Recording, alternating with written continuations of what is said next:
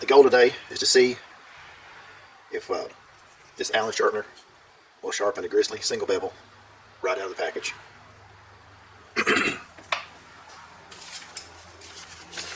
Here's the way it's cutting right now. It's just got like a burr on it. It's just, I don't know. It's cutting maybe a ½ inch.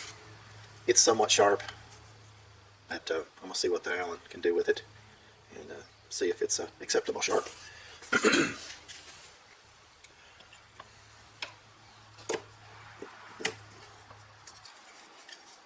So let's go 20 strokes and we'll test it again.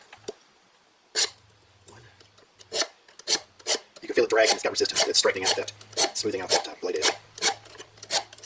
But it gets easier and easier. It gets about 10. Yeah, it's 20 on that side.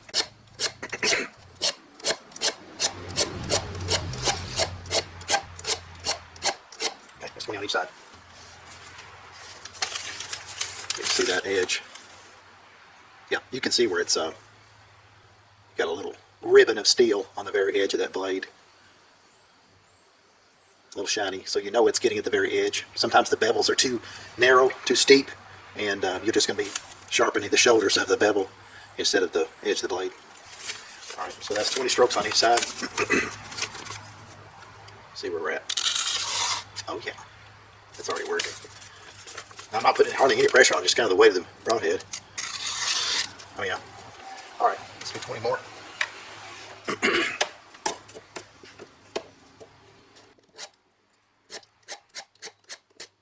Light strokes. It sounds worse than it is, but it's transferring a lot of sound through quite a bit on aluminum. It makes a lot of sound. Okay, that's 20. Alright, try this side.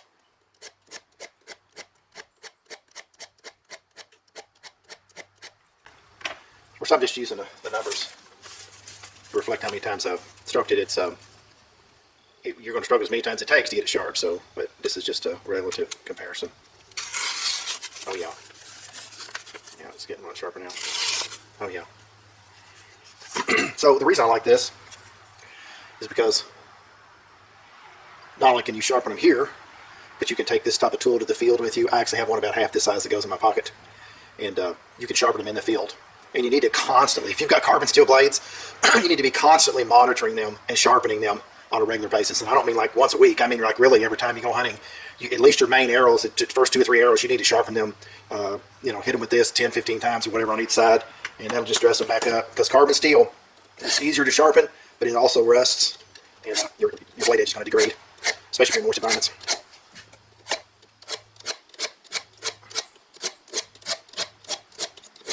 Okay, 20 more, so we're at 60 now.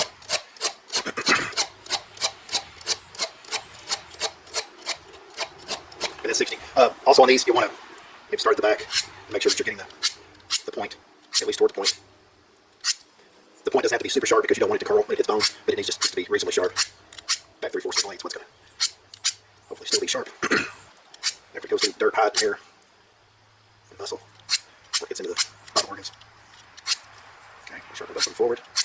Get that from the blade. Let's see where this is at. Oh yeah. Yeah, it's really cutting easy now. Yeah. Alright. There you go.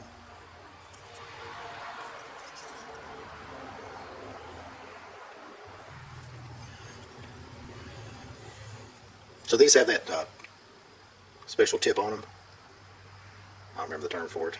But after you've sharpened the blades, don't ignore the tip. So you can just take the tip on these, drag them backwards like that on each side. So you don't just have a needle tip, you've got a kind of a sword tip really for piercing and breaking bone without curling. And just make sure it's good and sharp. Should catch in your thumbnail on the tip, and it does all the way around. When you try to get pressure on it, it just digs into your thumbnail. So there's bone splitting sharp. So will the Allen broadhead sharpener sharpen a single bevel right out of the box? The answer is yes. Something else I want to go over. So these are the Grizzly 125s. with no threaded insert. They call them glue-ons, but so this is 125 grain glue-in threaded insert, and of course 125 and 125 gives you 250. And this is my arrow setup. My FOC, my arrow's so long, I don't know, my FOC is probably 17 or 18%. My total arrow length is crazy. It's 34 inches with a 3-inch broadhead on it. 3-inch broadhead on it. So there's a setup, 250 up front. My total arrow weight's about 700 grains. There you go.